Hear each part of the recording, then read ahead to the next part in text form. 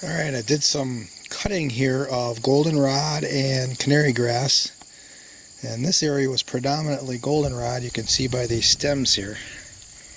Goldenrod did not come back.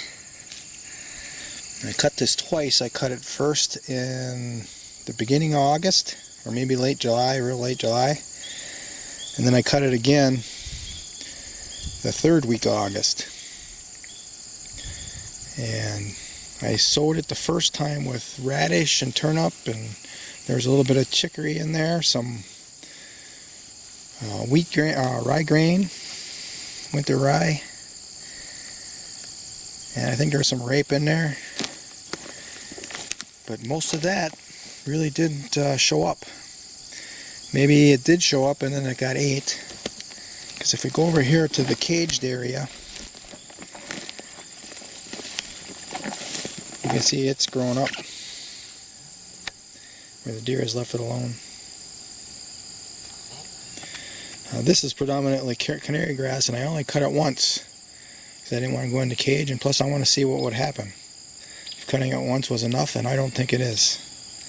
So you have to cut it at the end of July or early August, and then 3 or 4 weeks later you cut it again, and then that's when you seed, especially radish. You know, radish, we're talking about leaves. Here we are the middle of September, and I planted this a week ago. So that would have been after the first week of September. We got a lot of leaf, a lot of structure coming up here. And the idea here is to not have to spray with poison to kill the wild plants.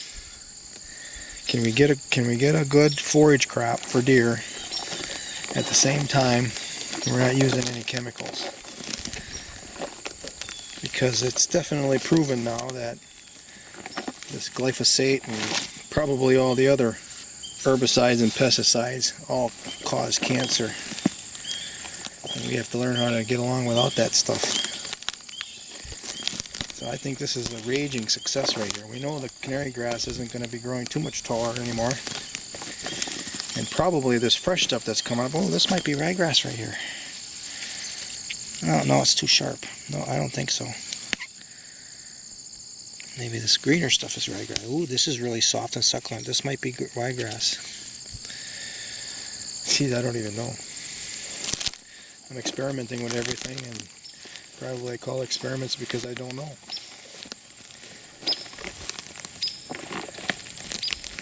You see, it's pretty good. In here where we got the taller grasses, we got radishes growing underneath them. Here here's a goldenrod trying to spring back up again. And that's nothing. That's probably palatable to a deer now too. Nice fresh succulent stuff. So there might be a better timing with the cutting. I'm not sure. I'm going to do more experiments over the next couple of years. But I think we're on to something. Here are this area that I only cut once because the fence was here. You can see the raspberries have come back. Wild raspberries. But you look down in here, you can see it's growing in there.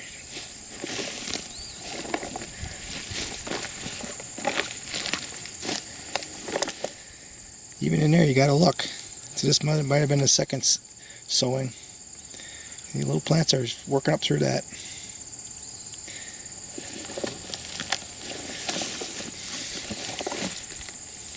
So what I'm going to do is 3 or 4 days before gun hunting starts, I'm going to roll up this fence and allow them access. And the hope is that they come here, because I'm not spending a lot of time hunting back here. They're going to come here and they're going to bed down close to here. And then our deer blinds are located maybe about 200 yards away. And it's just a matter of, does one of them, I mean, I don't even know if you can call it a mistake, but does one of them just kind of walk through our area over there? Makes sense that downwind of this, they come in downwind, so if we're downwind 200 yards, they may get into one of our shooting lanes as they head towards these areas. That's the idea. My split rail fence here, that wasn't a means to keep the deer out. What it is a means to hold that fence up. I got very rocky ground and it's tight clay, man. You can't even drive a steel fencing post into it. You can't do it. So the split rails are a means to hold that fence up. And I also have an experiment. I'll include that to this video as I walk past. I experimented on a small spot and the deer did not jump into it. Now I don't know if this is for sure that the deer will never jump into this. Might be something that will if they're desperate enough, I don't know. But I think because of these narrowness of these fencing, that they don't want to jump into that little spot. It's quite obvious that would be gone if I didn't have this fence here. So it doesn't stop rabbits or maybe other rodents to get in there and eat it. But not a lot of those back here too, because I'll have a high coyote, bobcat, hawk, owl population. So I don't think they could ever get large enough to totally affect plantings. So this is one spot here. I actually dug a swale. This is the very first swale I dug on the property back in 2013. And what that is it's a means to soak in rainwater. With this very tight clay, I actually did make a mistake here in the beginning. Actually, I made lots of mistakes, but in this case, I clear cut all the poplar off this, and then I had a bulldozer come in and bulldoze it off. And my idea was I was going to plant clover and alfalfa in here and have a deer plot. But once I did that, all that happened every time it rained was it just ran off. Nothing soaked in, and nothing was growing. And I was getting these little short goldenrods, and you can probably come over here. You can see this hasn't been affected. So you can see you get a goldenrod, and here's a little short one. Not much. That's really a representation of what the whole thing was. Right here, this whole clay dome. And this isn't the only spot on the land that did it, but we're just talking about this one right now. So the swale, what it was is it was a means to slow down the rain from just washing off. And now it's soaking in. This one is a deeper one. The second one here, which is just a couple of yards, 10, 12 yards away, that's a shallower one.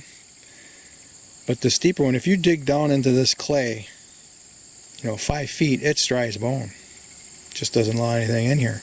Well, now I cut through that, and now some of this is soaking in there. Well, actually, all of it is, if it doesn't evaporate first.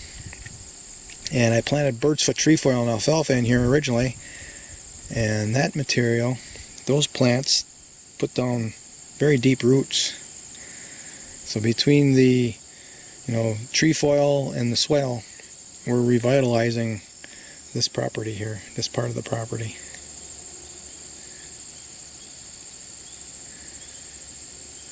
So let's take a walk down to, and here's Canarygrass.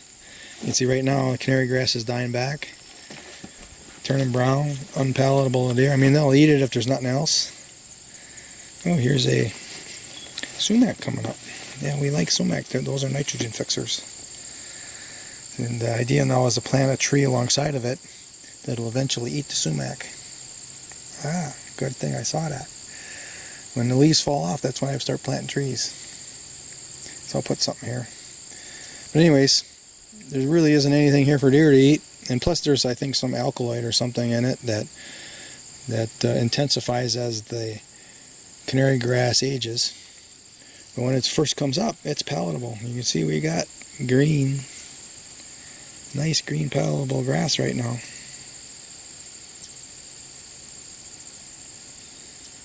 And that little batch of goldenrod I left as a representation of what this whole thing was. That's what all this was before I cut it and seeded it. Let's go take a walk down to the second little plot.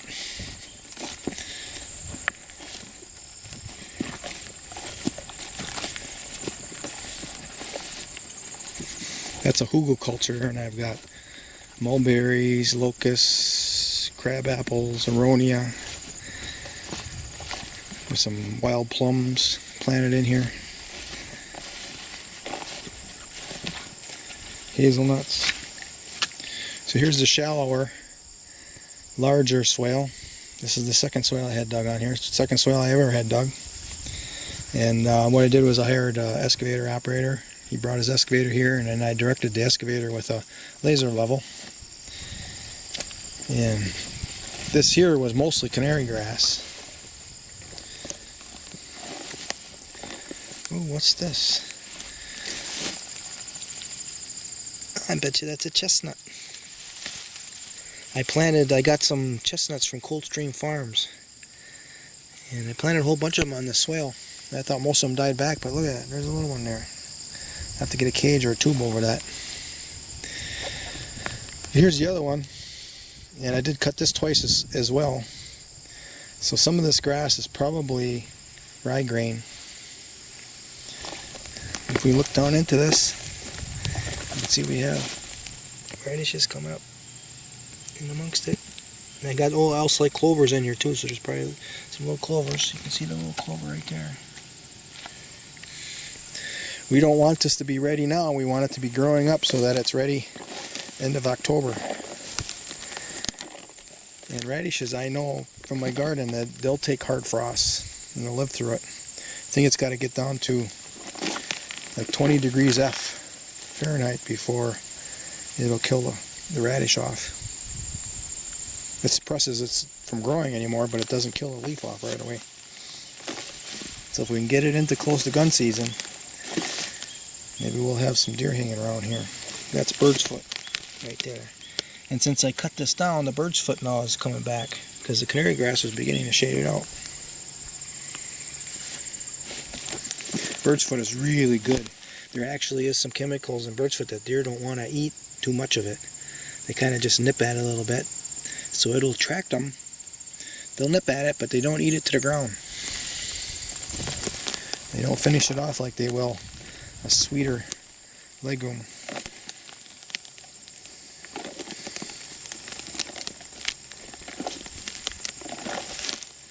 So here's a pretty thick stand of, I bet you there's both, because this looks like it's a sharper grass and it's darker green, and then this one here is lighter green. This is just younger. Let's look in here, see if there's anything. Oh yeah, see there's a radish and a clover growing there together. There's more. So I think this is maybe too tall here. There's nothing in here really. Oh, there's one right here.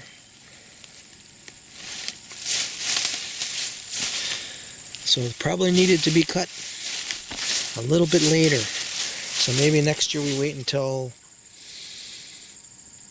now, middle of September. And I don't want to cut now because I got all this sowed in here. I'm just going to be trampling it. But plus, let's see what happens. We don't know yet. But I'll probably cut later next year just to see. But this whole field here looked like this. Actually, look more like this. Here's a this kind of doesn't have much Canarygrass, but that's probably more what the whole thing looked at. When I originally planted this, I did it in sections. I did bird's foot and I did wetland grasses. And where I planted wetland grasses is where the canary grass took over, and then where I planted just the bird's foot, that's where the goldenrod took over. So if we walk along here, we'll be able to see strips of bird's foot and then strips of none. And that's how I planted this whole thing originally when it was just fresh soil. So here I had a bare spot here that I caged. Excuse me. I just have some fencing wire here that I bent down on the sides here, bent it down to the ground so that nothing can reach under there. And that's the radish that I spread the last time I was here. So this is caged, and then right here it's not caged. So right now a deer hasn't come in here. Probably not worth its time to just suck all this up. It's too small. So it's about getting the timing right. When are we going to get this to be attractive to deer when it's time to hunt And there just aren't a lot of deer attracted yet where they can suck it all up. And it's just gone. We don't want it to be gone before deer hunting. There's another cage over here. Let's go check that one out. That's really hard clay that I didn't do any extra work on. I got that mixture planted on it and there wasn't much coming up. My cages are just to see. This is kind of representation of what was here before I did the swales and the Huggle cultures. Not much, but you can see, oh yeah, there's stuff growing in there. All slight clover. I see a few radishes. I can tell you they're not going to form any radishes underground because that's how tight this clay is. Yeah, there's some fresh growth in here. I see chicory. Chicory will grow in this stuff. And it's high acid too. Some of the testing I did, and it was even below 4. And it's always under 5, the testing was. You can see a lot of little stuff come up there. That must be all else like. I overseeded it because I didn't have any idea how much would grow, and I thought, well, if 1 out of every 10 seed catches on, then it would be good. But again, this is an experiment. Let's see what happens. This little pond here I had dug out, it was almost empty last time I was here. That was just a week ago. Now it's almost full. It is full. This is a representation of a dinosaur print. I got 3 of them up along the landscape. Here's the second one here. So if you're flying over, it looks like a dinosaur walked through. Okay, this is that test area I did to find out if a deer would jump into a small area. And I planted buckwheat and chicory in here. And then this wild plant came up, I forget what it's called. I don't think it's pigweed, but the deer like eating this too. The deer really like eating this, so I'm going to let it go to seed. And I'm going to grab some of that seed, spread it all over the place. But you can see the buckwheat has gone to seed, so that's good. Maybe it'll reseed itself here too. And then below is the chicory, and look at how luxurious that looks. But on the outside we had all this stuff growing, and it all got ate down. There's nothing there. You can see where they even reached in there with their snoot a little bit and took off some of the buckwheat. But out here, it's all gone. And in there, it's still intact. So what this is a 5-sided, ooh, a nice big garter snake in there. Look at him. Look at him, look at him. Where's his head? Ooh, there he goes. So this is protection for garter snakes too. Turkeys aren't in there. But what this is a 5-sided fencing, and the welded wire is supported by these poles. So it's not necessarily a split rail fence, but it's modeled after a split rail fence, and then that's the support to hold up the welded wire, the fencing wire. And these poles are about 10 feet long, and so we're probably talking about 8-foot sides. 5 sides by 8 feet, 40 feet around. I don't know what the diameter would be. You can guess it's probably 10, 12 feet at the most. And they're not jumping into it. They can certainly jump over 5 feet because that's all this is, a 5-foot wire. They can certainly jump over that, but they don't want to jump into a small spot.